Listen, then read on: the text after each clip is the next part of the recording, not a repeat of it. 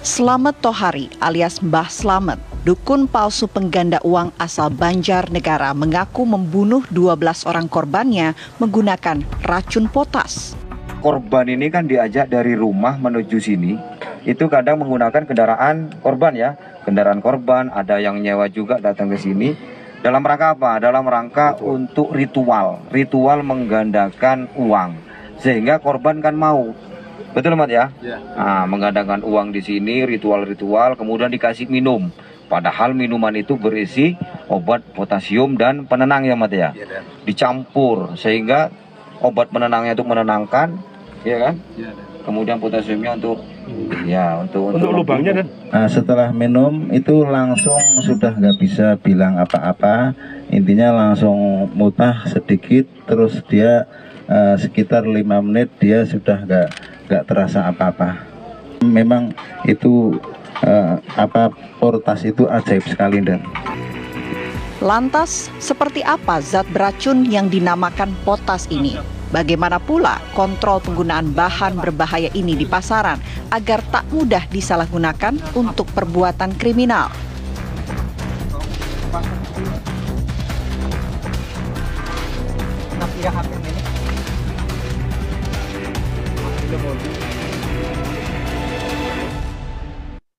Ya, racun ganas dukun pengganda uang. Ini yang akan kita bahas hari ini bersama narasumber yang sudah hadir bersama kita siang hari ini. Ada Prof. Budiawan, ahli toksikologi dari Universitas Indonesia. Selamat siang, Prof. Sehat? Selamat siang, sehat. Terima kasih. Ya. Oke. Prof, tentu kita siang hari ini tidak ingin memberikan informasi yang salah, justru ingin mengedukasi kepada pemirsa semua mengenai racun yang kemudian menjadi ramai karena digunakan oleh dukun gadungan Mbah Slamet yang menimbulkan korban jiwa. Potas itu sendiri, Prof, tidak hanya kasus kali ini saja. Nampaknya cukup sering ada kasus-kasus yang kemudian menggunakan potas sebagai media menghabisi nyawa orang lain. Semudah itukah memang mendapatkannya? Kalau kita bicara potas yang dikenal masyarakat itu sebenarnya secara kimia itu namanya potasium cyanida, yaitu kalium cyanida yang di masyarakat dikenal sebagai potas itu, dan umumnya ya banyak digunakan untuk zaman dulu lah, mungkin masih ada gitu ya, menggunakan sebagai bom ikan supaya mendapatkan ikan secara cepat ya, dan itu juga bisa juga katakanlah untuk racun tikus sejenis kayak gitulah. Nah, persoalannya adalah mudahkah didapatkannya? Faktanya kok masyarakat dapat, kan begitu. Nah, kalau masyarakat dapat artinya itu bisa diperoleh dalam hal pada suatu toko atau penjual-penjual yang relatif ya mudah dijangkau oleh masyarakat.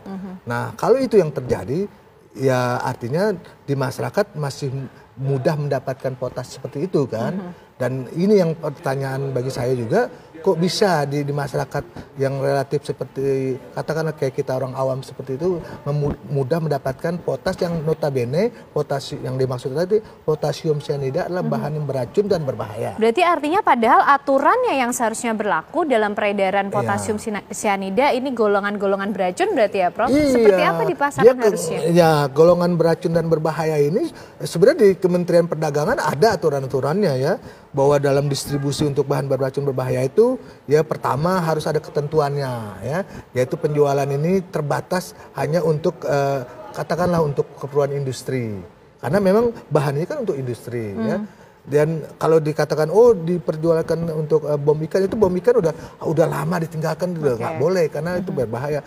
Jadi ada tata cara aturannya dalam hal dari mulai dari pabrik, distributor ya, kemudian reseller penjual-penjual itu sudah ada ketentuannya. Apa ketentuannya? Pertama, kalau dia bahan beracun berbahaya tidak bisa dijual sembarangan ya.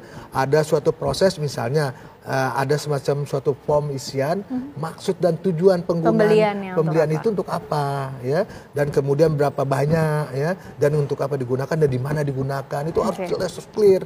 Dan itu adalah tata cara namanya penggunaan yang namanya bahan-bahan beracun dan berbahaya ini, dan itu di dunia begitu juga.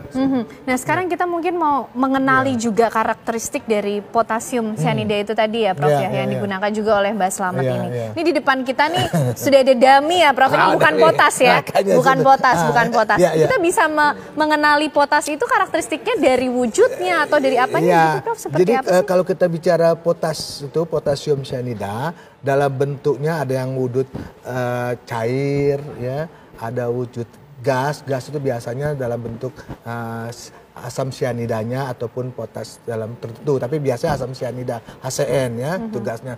Dan ada dalam bentuk kristal seperti, nah kristalnya seperti ini persoalannya. Seperti ini ya Prof seperti ya? Ini, seperti ini kalau yang kita pegang sudah dipastikan aman biasa, ya, aman nih Prof biasa ya, seperti garam dapur, ya, gula kristal di rumah gitu kan, itulah potas ya. Jadi secercah itulah sebenarnya potas. Tapi sifat dari dibandingkan dengan garam dapur, atau garam dapur kan rasa asin gitu ya, gula rasa manis.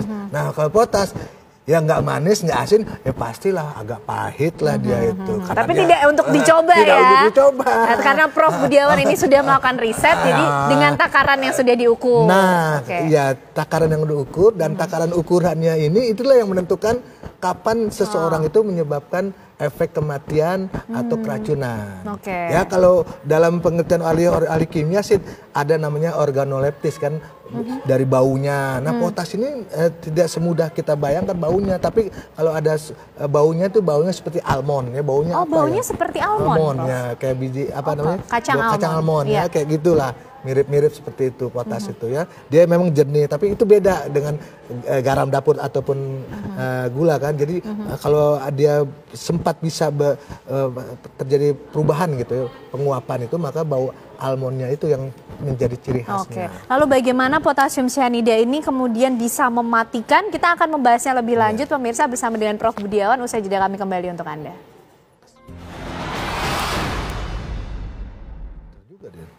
Ya, masih bersama kami di Apa Kabar Indonesia Siang. Pemirsa, kita masih akan membahas mengenai racun ganas yang digunakan oleh dukun pengganda uang palsu ini. Prof Budiawan, kalau tadi kan dari Kapolres menyampaikan Mbah Slamet ini menggunakan potasium dan juga obat penenang. Bagaimana kemudian dua unsur ini bisa kemudian ketika masuk ke organ, reaksi apa yang ditimbulkan sehingga bisa menimbulkan kematian, Prof?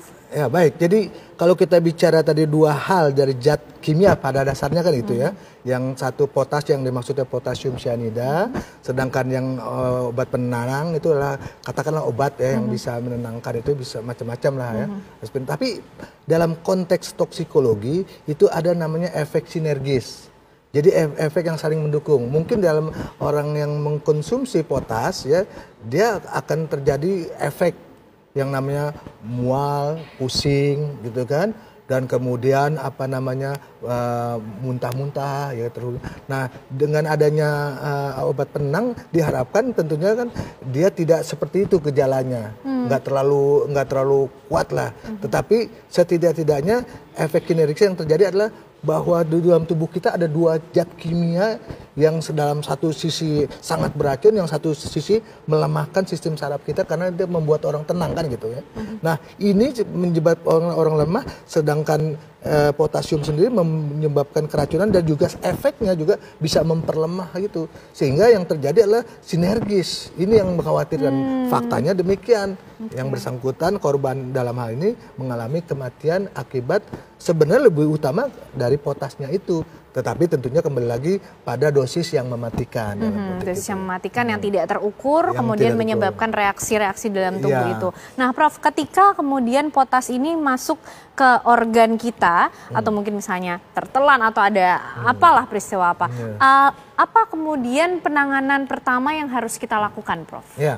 Jadi gini, ketika orang katakanlah diracuni gitu ya dalam konteks. Nah persoalannya memang ketika diracuni itu masalah seperti potas ini, potasium sianida kalau dilarutkan dalam air dingin itu biasa saja. Ya, seperti kita melarutkan garam dalam air kan gitu ya.